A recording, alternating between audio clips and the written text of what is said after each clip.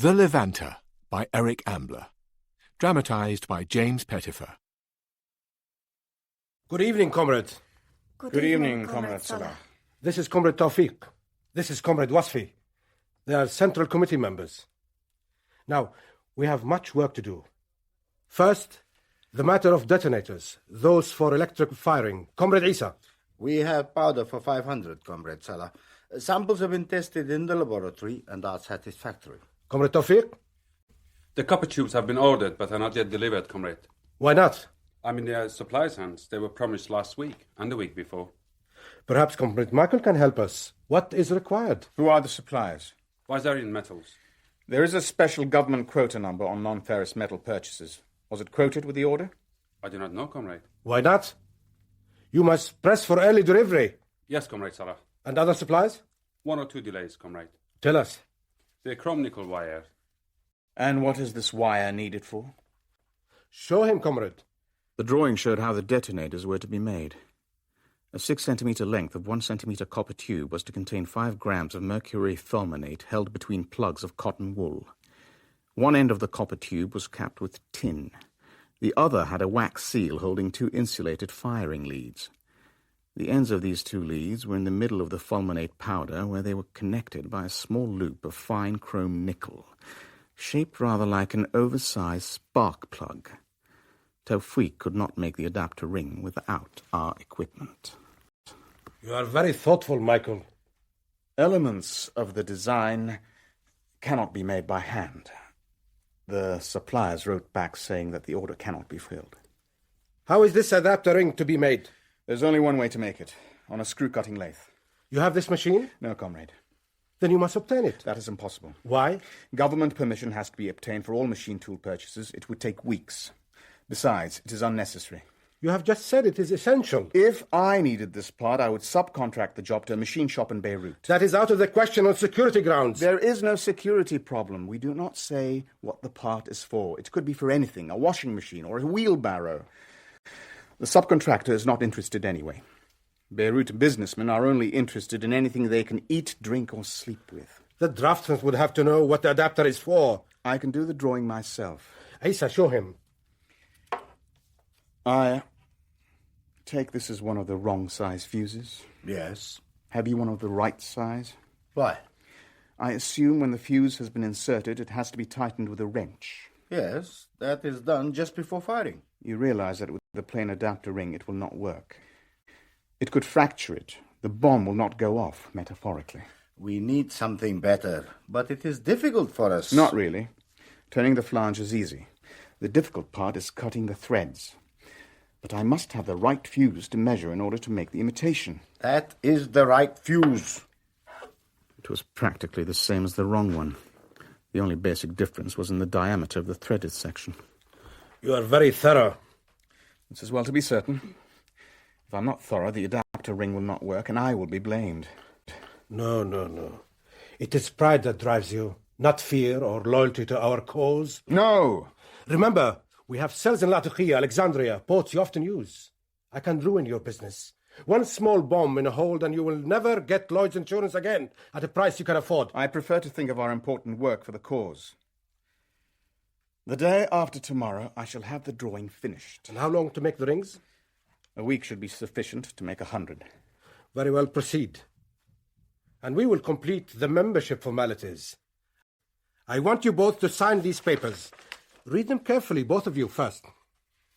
I, Teresa Malandra, a British citizen resident in the Democratic Socialist Republic of Syria, and subject to its laws in all respects, do hereby confess, freely and of my own will, to having transgressed those laws by illegally transporting arms and explosives for the use and on the orders of the Zionist Secret Intelligence Service. Why do we have to do this? All comrades sign confessions. In that way, all feel safe. I must say, Comrade Salah, this confession does not make me feel safe. By the way, comrade, I think there is something you should know. You said last night that there were to be no changes to be made here, that there would be no dismissals, and that you would continue to use the headquarters. What of it? I'm afraid the matter will shortly be taken out of my hands. This place has been running at a loss for months. We will be modifying the building. He is lying. I know nothing of these plans. Comrade Issa knows nothing about a great many things. Why did you say nothing to me about this last night? I'm only talking about a time limit. How many weeks? That will be for the Minister, Dr. Howard, to decide. But I'm afraid I already gave my opinion to him several weeks ago, before we met. This whole area will become a building site. You play your slippery little businessman tricks on me. I am merely trying to be open with you, not to play tricks. As I said, all this happened weeks ago. Anyway, this is not all I wish to discuss with you. Your company owns a motor ship that carries mixed cargoes between 5 ports of call. Famagusta, Iskandarun, Latakia, Alexandria, and Beirut. Am I right? Yes. And the captain acts on your orders? He acts on our agent's orders. I don't give orders personally. But you could do so if there was some feasible commercial justification for it. She will be required to take on 4 passengers in Latakia. We do not carry passengers. And on that coast, no Agence Howell ship would take the smallest risk. In particular, we take the greatest care not to enter territorial waters. He would not need to do so. The course would. Take him out of normal shipping lanes for about 2 hours, nothing more. I think I have a better ship, with a Tunisian captain, who will not question a change of orders. It doesn't matter, so long as it is an iron ship. The reason why Michael is so difficult to understand, especially for journalists, is that he is not one person, but a committee of several. Levanters are like that. There is the Greek money changer with fingers across the abacus, and the brooding, apparently slow-witted Armenian bazaar trader, who is the most devious person alive, and then the stuffy, no-nonsense Englishman trained as an engineer, and the others too many to mention. There. I think the drawings are ready. Any messages? No. I must say they have been fast. No more enthusiastic adherent to the cause of the Palestinian Action Force to be found in the Middle East than in this office. Now, we better send the fuse adapted drawings to the Beirut machine people. All very well. But the ship... I know. Why do you think I don't sleep? But I think I can see how to do it now. How? On July 2nd, the Amelia Howell, 4,000 tons, Captain Tuzani in charge, will sail, not necessarily in ballast, from Latakia in Syria bound for Alexandria in Egypt. But the temporary withdrawal of her deratization exemption certificate will hold her in port for at least 3 days. And? And when released, she sails to Ancona to pick up a cargo bound for Latakia. Tell Issa to pass the news on. No details, just the name of the ship. A sample ring will be in our hands Monday next. Khalid will want to see it. Request orders. We want to be seen to appear to cooperate fully. 100%. Michael, I've been thinking. Yes? About those confessions we signed. What about them? We're both supposed to have been in touch with the Israeli intelligence service, Mossad. Standard incriminatory stuff. Mandatory death sentence. They gave the name of an Israeli intelligence agent in Cyprus. I know. Zev Barlev. Well, why don't we get in touch with him? He must exist or they would not have named him. He hasn't been in Nicosia for 6 months. There was a little trouble. He was blown. He must have been replaced by now. Famagusta could find out about the replacement. You make it sound very easy. But let's say, for the purposes of your argument, that they find out the replacement. One of us gets in touch with them. Is that your idea? Yes, as they say, we've already been in touch with Barlev. Why shouldn't we be in touch with his successor? And be hanged for a fact instead of a fantasy? I was hoping to avoid hanging. I assume you are too. Among other things, I'm hoping to avoid is any responsibility, direct or moral, for what Khalid is planning. You say we cannot go to the authorities here. In the case of Colonel Shikla and the Internal Security Service, I accept. We know now Khalid has ISS sympathizers. But there are others who would listen to us. Shikla has enemies who would be glad of a chance to embarrass him. And do you think Shikla would not know that we were responsible? Oh, yes, it would be bad for business. Poor Agence Howard. That is unfair. It has nothing to do with business, but with personal safety. We could demand protection. When Khalid has given Shikla our confessions and they are sitting on his desk? Really, Teresa, how long have you been in the Middle East? Very well. So we have a choice. We run away or we sabotage Khalid without his knowing it. And since we cannot run... I accept sabotage so long as there is no personal risk. And the Israelis? Do you think I haven't already considered the prospect of contact with them? Of course I have. Well then? All right. Suppose you're going to meet an Israeli agent tonight. It's all been arranged. Cutouts, dead letterbox, a safe house, everything. But what are you going to tell them? What we know. Nothing. That Khalid is planning operations against them. They know that. That he's got arms, rockets, no news to them. And an anniversary day in Israel is coming. Tammuz 20, the founder of Zionism's day. I know. And we tell them that Khalid's ship will be outside Israeli territorial waters, with 500 electrically operated detonators that were made in our factory. I know. And do you know what he will say? What any good government agency will say? Thank you very much, Miss Malandra. Here's the price of a new dress, or a more or less insulting amount of money. But if you want a lot more, go and find out what the plot really is. You see? You don't yet know enough to be useful. Why then run the risk of making this dangerous contact? Why not wait until the information you have makes the risk worth taking? Why take useless chances? He went to see a man called Eli Abuti. He was a contractor who had built the electrical plant. He was, well, a lady would say, completely unscrupulous. He had cheated us to a fantastic profit on work he had done for us before. My dear friend, I'm most happy to tell you that I see a good chance of our being able to work together again. I'm delighted to hear it, my dear friend. Delighted. Have you still got Rushdie working for you? Yes, he's my right-hand man. Good. Can he be made available with the survey team next week? Because I want to move into this site without competition. There is an Italian interest involved. I was at the meeting, but I was lost by then. I saw him the next day. How are you going to get the directive? Somehow. From Hawa? Who else? Sorry, Teresa. I'm afraid it means having him to dinner. I know you hate it. No. I think, though, that Dr. Hawa is ambivalent on the subject of female emancipation. It's not that. But he's an Arab. And he feels more at ease in all-male company. And he likes to drink alcohol. And in private company, he can do so. Sometimes, on these occasions in the past, I did what Muslim women do in their homes, listen through one of the wall grills the Ottomans had invented for this purpose. But the talk was usually so boring, I shut the grill and left them to it.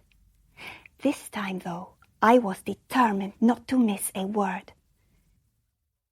Oh, come on, Michael. The Agence Howl has offices in a great many places. You hear things governments don't. Even governments as well informed as the Syrian government. I am sorry. The truth is, I'm not quite myself this evening. You see, I'm worried.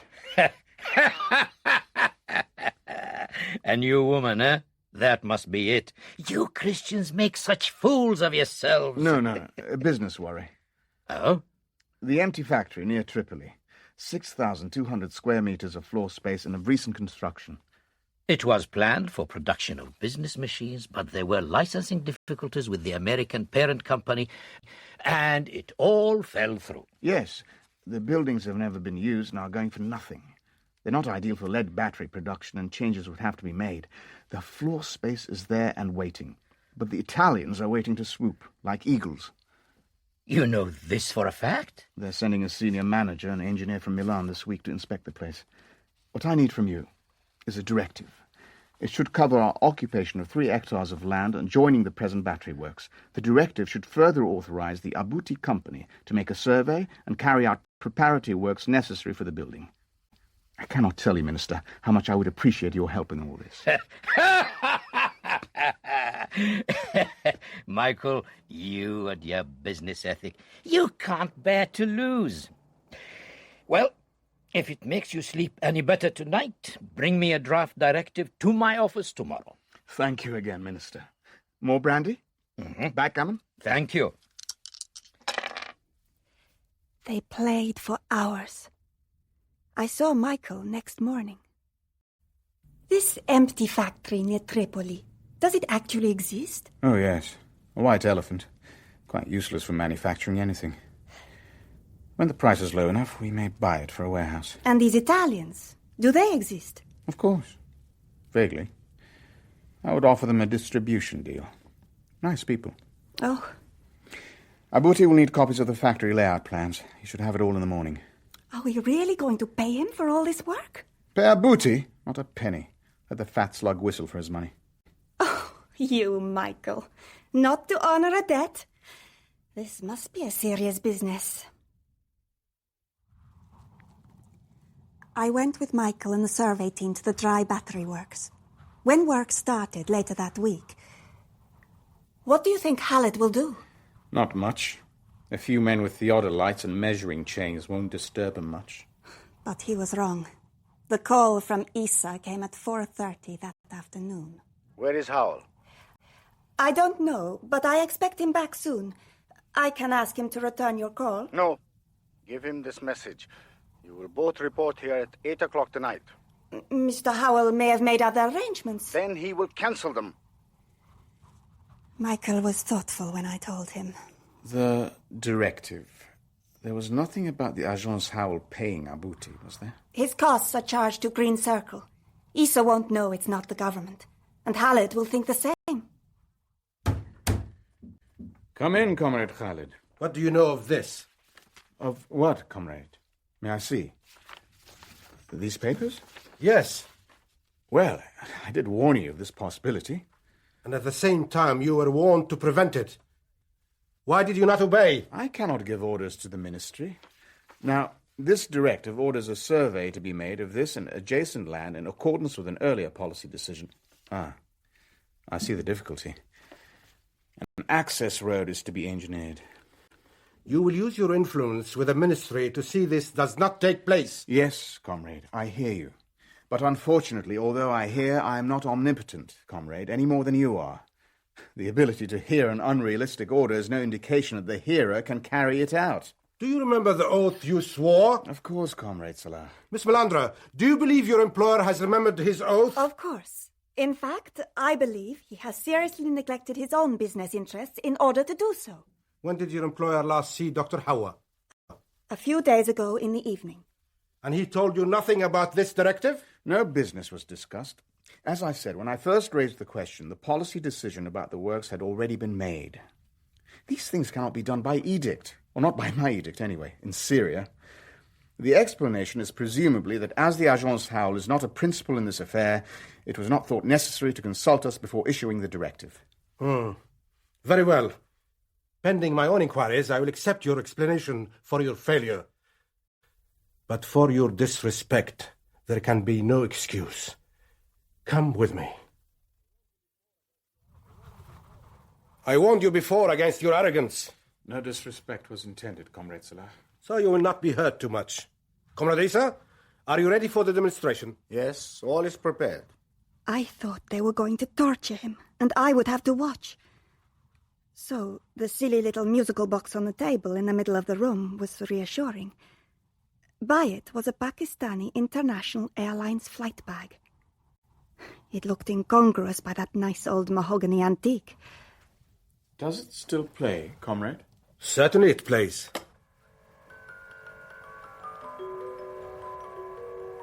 Enough. We must conserve the spring. Now pick that up. The airline bag? Yes. If you say so, Comrade Salah. I say so. Then I'm glad to be of assistance. And walk that way with it. Over there. Comrade, we do not know exactly what... Which is why we need to test it on a moving target. It really is not necessary for the target to move. That is for me to decide. Walk out of here slowly. Get ready. Ready, comrade. All right, now. Now!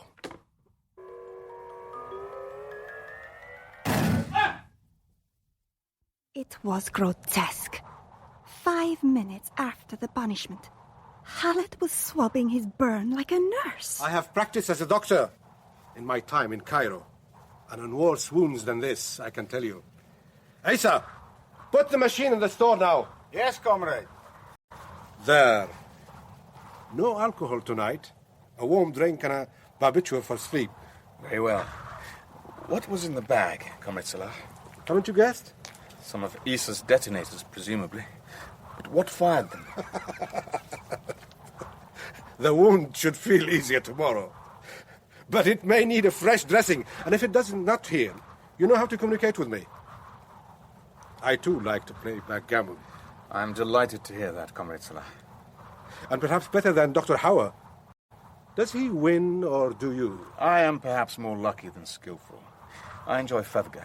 Ah, the Greek tradition of play. The form began in the days of the Greek emigration. And are you a cautious player? Almost never. Good. There is no sport in cautious play. Goodbye, Mr. Howe. Cheers, in defiance of doctor's orders. Cheers. Can you write a note? The weapon that Khalid intends to use against the Israelis is an explosive package consisting of 2 kilos of high explosive, detonated electrically by a system of remote radio control. The quantity of detonators available to him is in the hundreds. How will they be detonated? I don't know much about electronics. Tell me, when I started walking, what did they do with the musical box? There was a whine. The sound went much higher. I think it's obvious. There's a high-frequency oscillator in it which trips electronic relays wired to the detonators in the bag. I saw the burnt-up remains of it afterwards, like a small transistor radio. I see. Now, put this down. Range of system is unknown. Demonstration was only about 100 meters range, but the relay was tripped several seconds before full oscillating power was achieved, with a thick concrete wall between the oscillator and the relay. So effective range may be measured in kilometers. And I need samples of this component, whatever we're short of. Yes. Check the electronic component stock sheets in the morning. And about the directive? I think we know enough to make sense now. I think it's time we stuck our necks out. Now let's go to bed. Shall I get you some codeine? Aspirin will do. 3 days later, I went to Cyprus, first to Famagusta and then to Nicosia. I was a fool, I admit it. The trouble was that by putting sufficient pressure on Khalid to make him do stupid things, I was making insufficient allowance of the pressure he was putting on me. It was Teresa's point about the business. Agence Howl isn't like a street corner shop. You can't just put up the shutters and walk away, even if you want to. Even if you don't mind putting a 3-generation concern in the Middle East part of the park into the gutter, which I did. I'm not going to tell you how I got in touch with Israeli intelligence in Cyprus. I'm hoping the Israelis will be gracious enough to acknowledge publicly that I did so. The risks Teresa and I ran to avoid an impending terrorist attack were considerable. I don't see why they should be so mean about it. I mean, even a very cool and distant nod of recognition would help. But I will record that although I'm not going to give a description of Barlev's successor, which would enable him to be blown, he was patronizing when not offensive and thoroughly disagreeable. We met in a house near Nicosia. You guessed right. It's from a rocket. The 120mm Katyusha. 50-kilo warheads. All the terrorists have them. Good for hit and run work.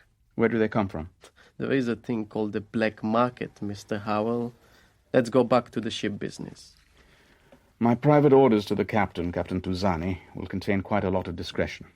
I hope the course Khalid dictates will make it easy to get into the Haifa area. But if it doesn't work, and the ship gets to within 10 miles of Tel Aviv, your people will have to be ready to take instant action.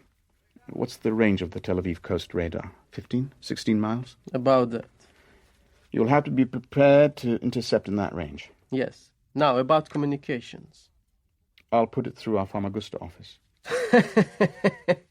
Don't you know Colonel Shikla's people monitor everything you send out? I could make a change of course look like a price quotation. Hanky-panky? Mistakes are possible. I'd sooner you use Miss Malandra. How? Put her on the plane to Rome with it. She goes to the family lawyers there often enough. How did you know that? She always stays at the Four Motel, right?